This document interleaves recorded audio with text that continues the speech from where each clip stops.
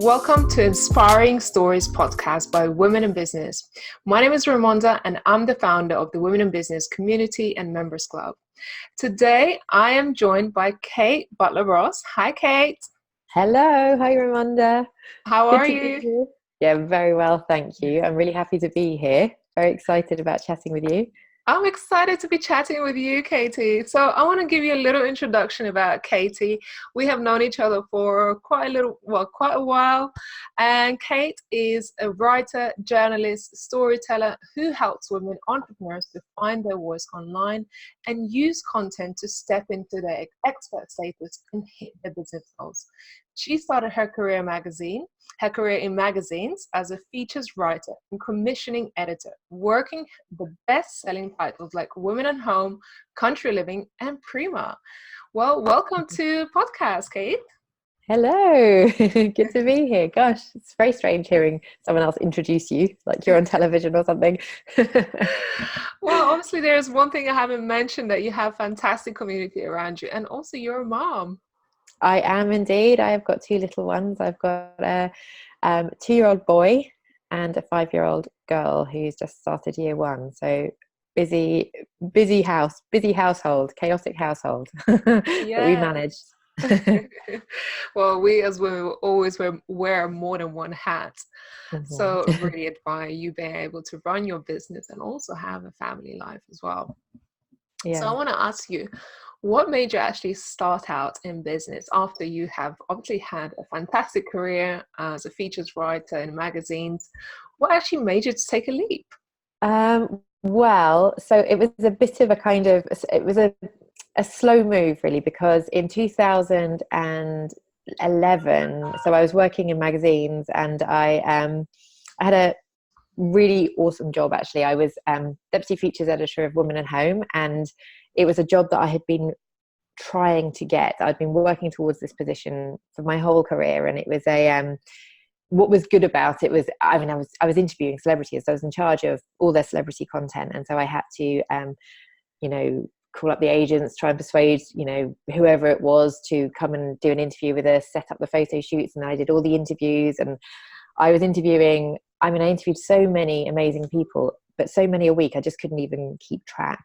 But so I was in this amazing job, but I actually suddenly realized that, having spent all my career working towards it, I didn't want to go any further. This wasn't what I wanted at all, because obviously, as it is so often in jobs, the higher you get up, the further you move away from the things that you actually love doing. And I loved the kind of connecting with women and uncovering their stories and kind of being their advocate and helping to tell their stories and spread their message. And we did a lot. I used to do a lot of work with women who'd set up their own businesses, and I absolutely loved, discovering these little kind of gems who'd had this fantastic idea and were, trying to, they're being so entrepreneurial. It was so inspiring. So I spent my whole career basically meeting these women who were doing these incredible things and like taking control of their lives and creating a business that they owned, being their own boss, and deciding this is how much I want to earn and deciding this is how I want to work. And suddenly I kind of got to this stage and I was thinking, no, I want to have control. I don't want to be told that I have to work these hours and these days and ask for permission when I'm going to have a holiday, and be told this is how much I can get paid when I have children, and I've got to go back 4 days a week or 5 days a week. And so actually, being a journalist, I had this easy step. Well, it wasn't so easy at the time. I had this easy option that I could then decide to resign my job and go freelance. And I actually did that pretty instantly. I kind of suddenly had this realization, resigned my job, and I was like, I will just make my way freelance writing. And I did that for a few years, and did really well with it. And I started doing digital content for, so I did a lot for Jordan's Rivita, who's a big kind of food brand in the UK. And but then obviously I had 2 children, and suddenly I was still, although I was kind of working for myself, I still had bosses. I still had people I had to answer to. I couldn't really quite control, what work was going to come in and what the deadline was going to be and how much I was going to get paid. And I knew that with children and wanting to work fewer hours so I could be with them and fewer days and wanting to earn more money, I knew that setting up my own business was the way forward. And so I started to look for ways to monetize my skills, you know, as a journalist and communicator, really. So Yeah. that's where it all came from. I love that. And you're so good at what you do. So I'm no surprise that you have taken a leap into entrepreneurship and really doing what it is you love, because I truly believe in living your passion fully. And if that's what you're passionate about, Mm-hmm. definitely, I think you'll be fantastic at it. And you are fantastic at it. Thank you. So I want to ask you, what was the scariest part? Because we established, you know, what made you start out, but what was the scariest part about this? I suppose the scariest part is that, you know, you're creating something, you know, you're saying, I'm going to set up our own business, and you don't know what it's going to be. I think particularly with me, it wasn't like I was deciding I was going to be a business coach or something like that. You know, there seemed to be like this set, everyone else seemed to have these set paths, and I wasn't quite sure how my skills translated into a business. I wasn't quite sure what people needed my skills for, and I kind of knew they needed them. And actually that's how we first connected, because I put a post in a group that we're both in saying, these are all the things I can do, how on earth can I turn this into a business? And you responded and asked me to help you out with something for women in business in the early days. So I think the scariest part was trying to figure out what my business was going to look like. And at the same time, because I was a mum and I was only working 2 days a week at that time, I knew I couldn't be taking on, I had to completely step away from the journalism, because I knew I couldn't be trying to take that work on and trying to focus on setting up a business and trying to be a mum. I just couldn't do all those three things without having an absolute meltdown. So I had to kind of think, right, I have to commit to this and I have to make this work. And yeah, and it was quite terrifying when you don't have this kind of, oh, this is what your business is going to look like, I'm going to hand it over to you, now just get on with it. And because there's so much figuring out in the early days, and it is actually only maybe the last kind of 6 or 8 months that I have complete clarity. I realized suddenly, you know, exactly what I'm meant to be doing, and it's such a process. I'm Yeah, sure that will change again, won't it? But of yeah, I course. think It's that's like, the thing. yeah, it's like ever evolving process. And It so is. exciting when you actually find that, oh, actually, I am on the right path now. It is, and it suddenly clicks, and you think, yes, this is right. And I think I always did know it was right, but there is all this, always this. It's the uncertainty when you've always been employed, and then the extra burden of, not burden, but the extra worry of knowing that you have other responsibilities as well. And you know, like partners, you're probably thinking, you know, what exactly is she doing? Why doesn't she just go out and get a job or do what she's always been doing, where we know that she can earn some money? So it's kind of keeping your mindset strong and knowing that that this is the right thing, and you just got to keep pushing forward. Yeah. So I want to ask you, what was the turning point in you actually realizing that, you know, now I'm on the right path? What kind of got you there?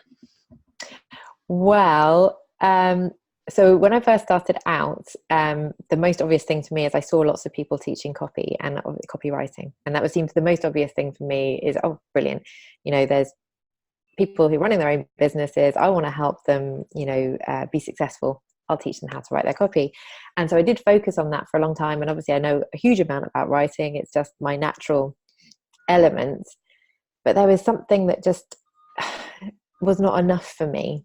And actually I think the turning point might have been a conversation with you, Raimonda. You kind of like niggled at me and you kept on saying that, you know, there's so much more that you can offer as well. And, you know, with all your background and experience, you know, the interviewing you've done and your understanding of how the media works, the understanding of how compelling content works, and you kind of planted the seed in my mind.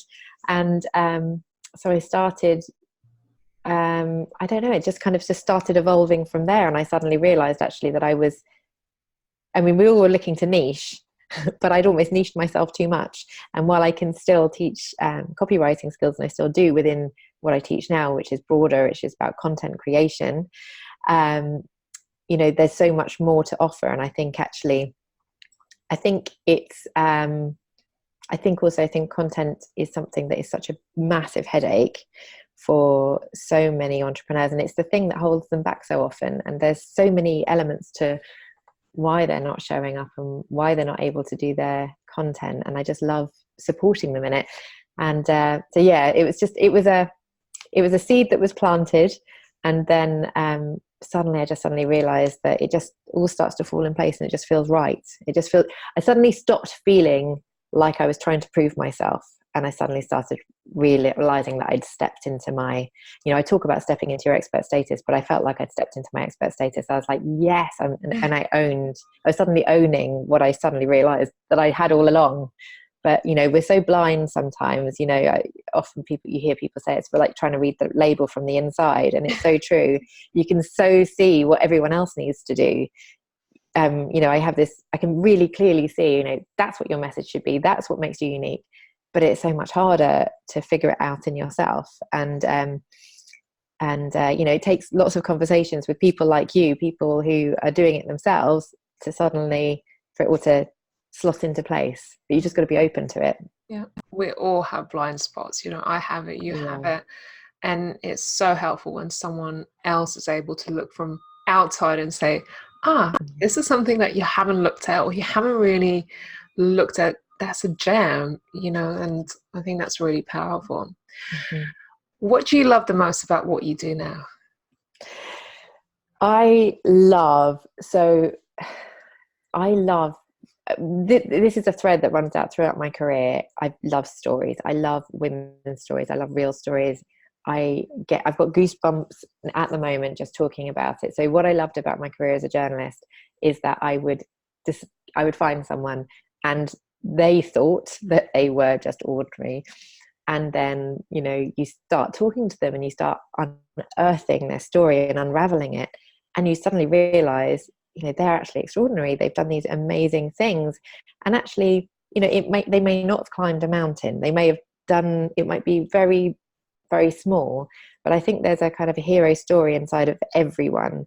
And so as a journalist, I loved being their advocate and giving them their voice and helping them share their story, because it's such an empowering thing to be able to speak your truth and to share your story. And doing what I do now, I've just launched a new Facebook group, and I've got all the ladies that have joined. I only launched at the time of recording. I only launched it 2 days ago, and I've got 100 people in there already, which is just amazing. And they're so engaged, and they're all sharing their stories.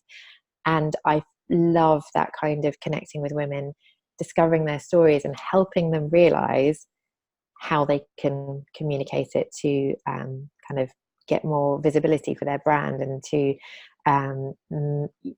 attract those clients that they can't wait to work with. Yeah. I just find helping people express themselves and be themselves and kind of shine, that's what I absolutely love doing. Yeah. That's the best part of this, and I'm sure it's the same for you. Absolutely. I love that part. Seeing a transformation happen is really so rewarding. Mm-hmm. I know a lot of ladies who might be listening to this podcast right now, thinking about starting their own business, or just becoming more visible in their niche, in their area of expertise. What kind of tips would you have for them when starting out? Oh, it's hard. I think the first thing you've got to be really clear on, I suppose, assuming you've got a business idea in the first place, and it really is, I'm not going to tell you anything new, it's kind of marketing 101, but I say be really, really clear on who it is you want to work with. And actually, I would also say don't necessarily go for the easy option, because you've got to do, you're starting your business because it's something you're passionate about, and you want your life, it's hard work running your own business, so you really want to enjoy working with the people you're going to be working with. And so I think be really clear on who it is you want to work with, and get to know them, build relationships with them, and get to know them on a deeper level. Don't just be like talking about, I want to work with women who are in their 30s doing, and they run their own business. It's just too broad. You've got to go beyond the demographics, kind of really get deeper, because that's when you're going to be starting to attract the people that are going to make, running a business, which is hard, so much more pleasurable, I think. So I think that would be my first tip. My second tip is to get help get advice from people who know already, get expert help. I think that's something I wish I had done sooner. I mean, because there's so much free information out there, and that's amazing. There's a huge amount of free information out there.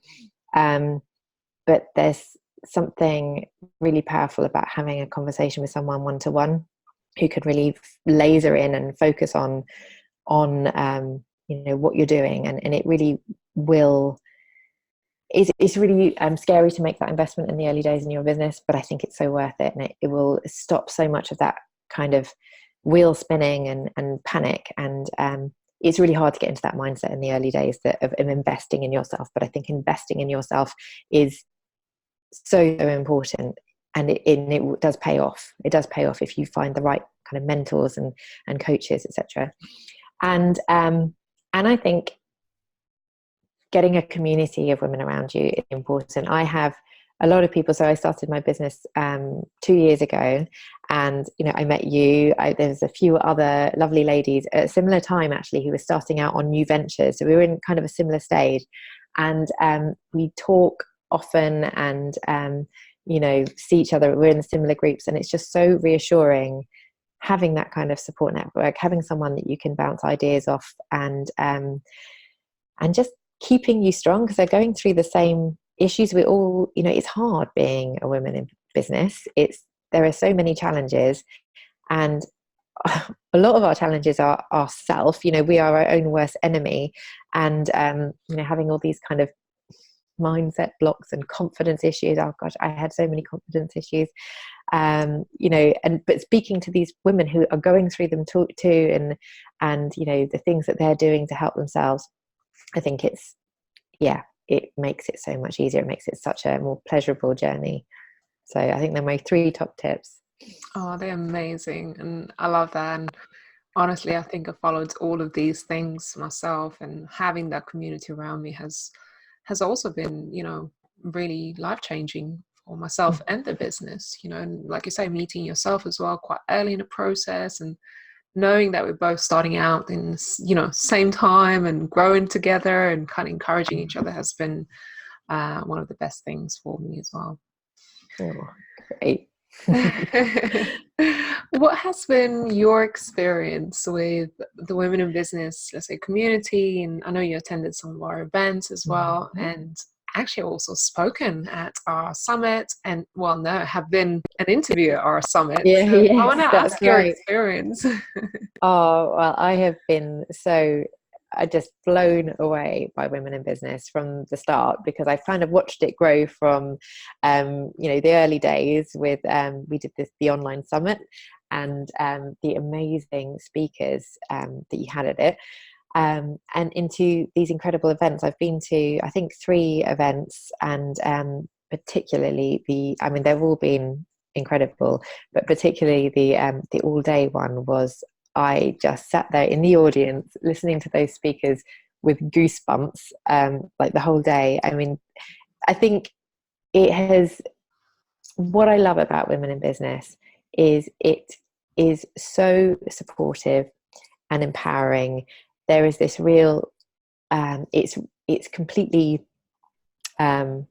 global as well. So you go into the Facebook group, and there are women from Nigeria, from Europe, from the States, and they're all on the similar journeys. And I love how if you've got a question, there's so many people willing to go in and help you and give you advice and offer free help and support. And that's exactly what I was talking about, before, the 3 things that you need when you're starting out in your business. Well, the community is such an important thing, and Women in Business, the free community that's there is incredible.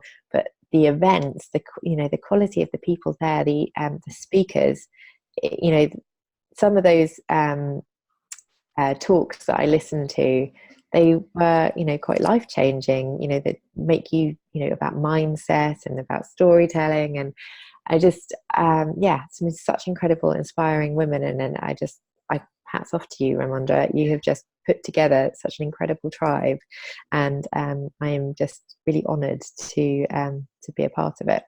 Thank you. You have been an amazing part of this whole journey really from the very beginning since we connected. When I started Women in Business, I had no idea what it will become. I didn't have a plan for it. So it has been incredible to see it all happen, but not just because I had a vision, because other women wanted this to happen, and they made it happen because they were part of it. Oh, yeah, it's wonderful. It's a wonderful thing to be a part of. Love it. Thank you so much. Cate, how can ladies get in touch with you if they want to follow up with you? So, the probably two main ways. I have a Facebook group, which is very busy at the moment, but I'd love to welcome any new ladies in. It's called The Content Revolution, and so you can just, if you do hashtag The Content Revolution in search, you probably come up, and that's the easiest way.